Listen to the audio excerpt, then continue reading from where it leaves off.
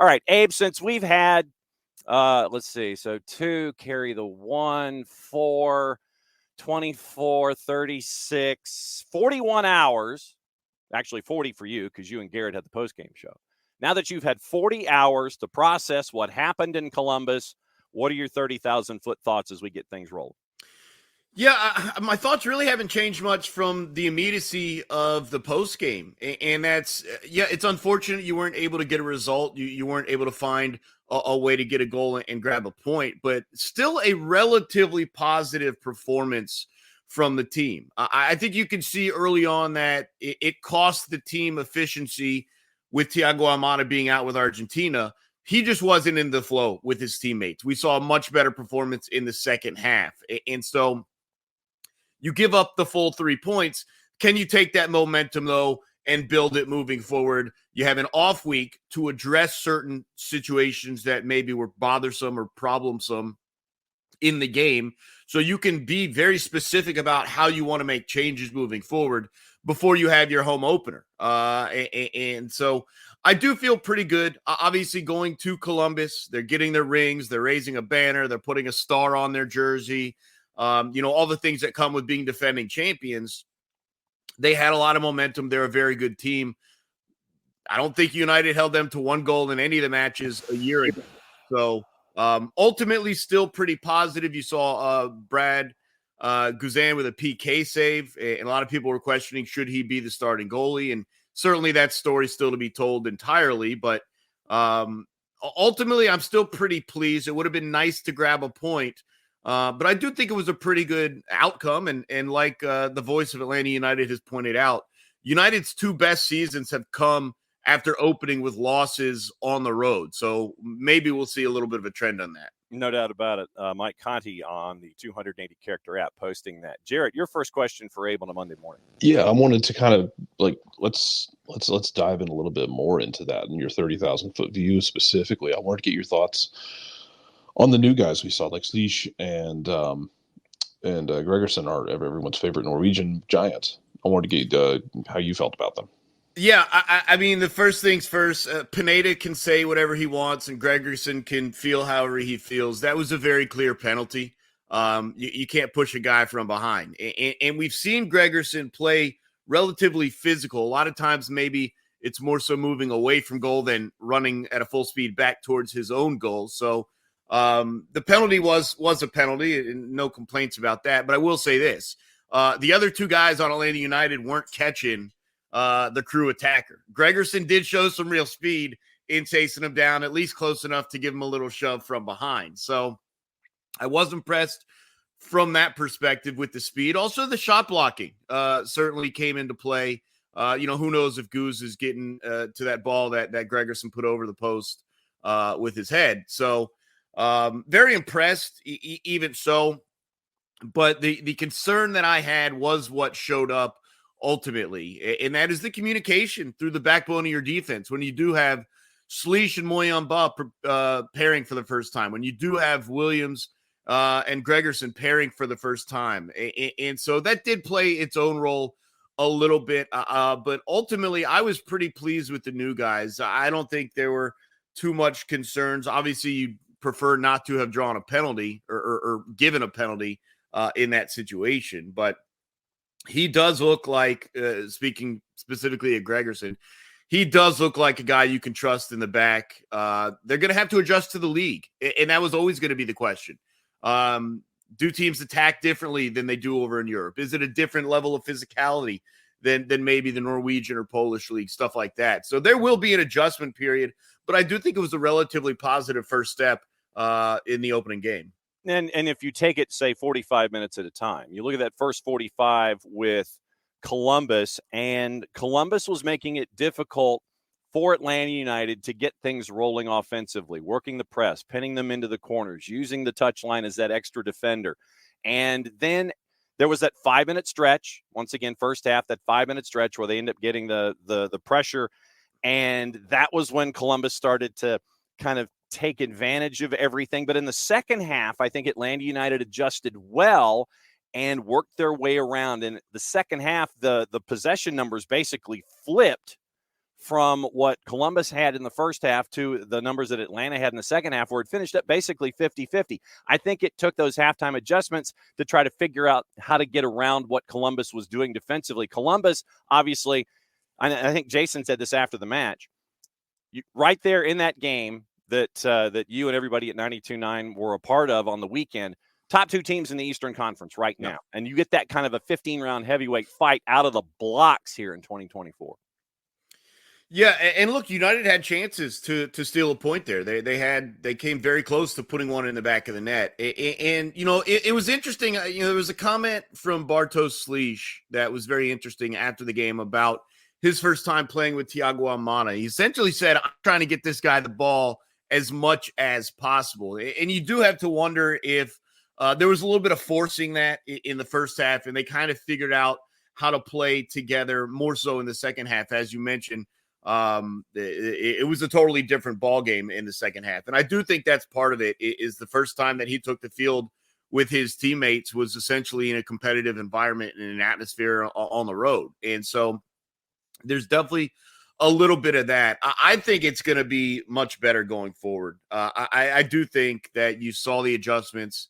And, I said this in the pregame, and it came based off of Giakoumakis' comment beforehand about he was very confident. It's nice that they're getting their awards and all that, but we're coming in, we're leaving with a win. And the question was, are you going to play like that? And I don't think they played like that. They were not aggressive. They were not looking to move forward early on. They were not on the front foot. And so that also changed in the second half. And part of that's desperation. Part of that may be Columbus changing their tactics a little bit, but you definitely see a much better team in the second half than in the first half. And you just look to try and grab that momentum and carry it in through 2 weeks and into your home opener. Jarrett, go for it. If it's you personally, would you rather be getting right back out there again this week, or are you relishing this week plus break that you have to build chemistry and fitness? Yeah, if it were a different scenario and Thiago Almada had been with this team, I probably would have liked to get right back after it. But I do think there is value first off, I mean, there's value anyways because you were able to play. You were probably able to extend guys in game that maybe you wouldn't have if you were having to play midweek or in another weekend. And, I wasn't sure if Caleb Wiley was going to go 90. Almada as well. I wasn't sure to what extent they would go. So it already benefited you in one manner, although ultimately, again, it didn't actually get you anything. But yeah, I think the ability to address certain concerns after seeing this team in a 1 week or in one game, and really being able to dial in on that stuff for 2 weeks, along with ingratiating Almada back into with his new teammates. Shoring up a couple things on the defensive side. Again, Williams and Gregerson, their first time back there together. So I do think there's value right now at this part of the season in having this extra week to address specifics, which you don't normally get to do because of the MLS schedule. Yeah, traditionally, Abe, what I do when I watch the match is I take notes. I literally will take notes, and I will sit there and do key moments throughout the entire match. And then I was noticing in my notes, say that 10 times fast, that first half, barely a mention of Thiago Almada. And obviously, Columbus is going to earmark him. They're going to try to pin him in every single time he touched the ball in the first 45. 2, if not 3 guys were collapsing on him, and he had to ditch and try to find an outlet so Atlanta United could keep possession. So first half for me, 2 pages worth of notes. Thiago Almada's not on it. Second half, I'm looking at my notes. I've got 2 mentions of Almada in the 50s. I've got another mention in the 70s. I've got another mention in 90. And I think to your point, where you have Thiago, who invested all of this time and all of this energy into the Argentine national team to get them to the Olympics, it's going to take him a while to get back into full song and get that engine revving with the way that you're looking for. And once again, I think we found that rhythm with him, especially second half in this one. And to your point, I think that the off week will help with those relationships, those little societies that we talked about. Yeah, look, undoubtedly disappointed that he wasn't able to come right in and leave a bigger mark, but ultimately not surprised. Like that is kind of what I expected it. And credit to Columbus, by the way, who they have to force that issue, because if you do give him space, he will take care of it and play within the flow of the game. They did not, and so he had to change his individual tactics. But look, the thing we saw what makes him great, and you just pointed it out. There were a couple of moments that came real close in the second half, and it doesn't take much for him, because we've seen this throughout Almada's career. He had 19 assists last year, to go along with a boatload of goals as well. But it's one of those things where he can almost be invisible, and then in one moment he can change the game. And I think that was kind of what I was relying on. And it almost happened. Obviously, the back heel from Tyler Wolff, which was an outstanding touch into his path. And unfortunately, a head was put on. I think it was Amundsen, maybe. Got a head over the bar. But it just doesn't take much for him to change the match. And that's why he's in there. That's why sometimes you see him struggling. Sometimes you do see him not having the impact throughout the course of a game, but it's for those moments of impact that you rely on him for. It is frustrating to me. I'll be honest, sometimes where we have this discussion of he's the best player in MLS, or that, this is obviously pre-Messi. But we talk about, hey, he might be the best player in the MLS, and he just kind of goes away for moments or stretches of the game or a season. But then you see him do something, and it reminds you just how devastating he can be in favor of Atlanta United. And I do think that as you get a little deeper into the season, it's just going to get cleaner and cleaner and cleaner in regards to the teamwork surrounding Almada. All right. What I'd like to do with you and with Garrett, when it ends up being an odd man rush here, is do the old hockey trick at the end of the hockey games where they would do the 3 stars. Oh, by the way, what's in the jug? Is it straight up? Are you dihydrogen oxide, or is that coffee? This is just water. Okay. It's just ice water. All right. So what I want to do with you and Garrett after every match on a Monday, and I know I'm springing this on you too, I want to do 3 stars. So we'll give the match the hockey treatment, and give me your 3 stars of the match. And if we can find a sponsor, the more power to it. But give me your 3 stars from this match against Columbus. Yeah, I think you have to start with Guzan. I thought he played pretty well. Obviously, the one goal that did get by him was out of his realm anyways.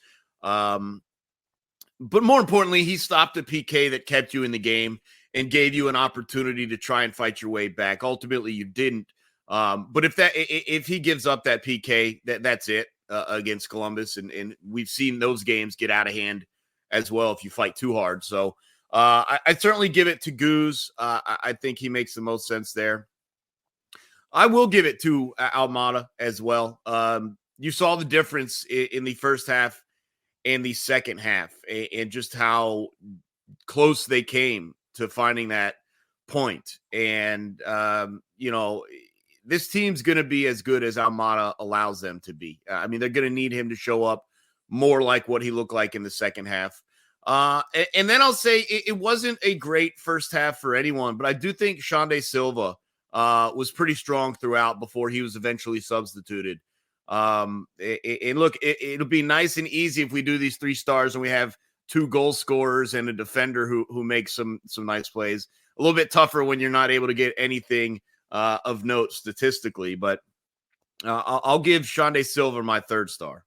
And he was the highest rated Atlanta United player that started, courtesy of our friends at SofaScore. We'll go over Xande's numbers in just a little bit. Okay, so there's 2 weeks between now and the home opener. Obviously, you and I will catch up again next Monday, where we've had a week to process everything and kind of preview what we're staring at for the home opener.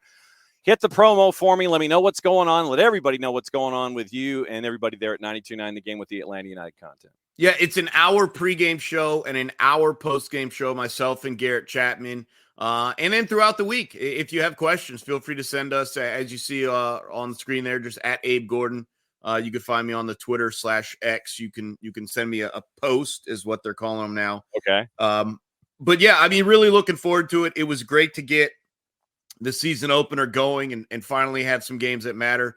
It's going to be an odd week off without any action this weekend. Certainly we'll take in some of the other MLS games throughout. But yeah, I can't wait. Home opener. We're going to be at the stadium doing the shows, pregame and postgame, and we're pretty excited about it. Looking forward to it, my friend. Thanks as always for hopping on.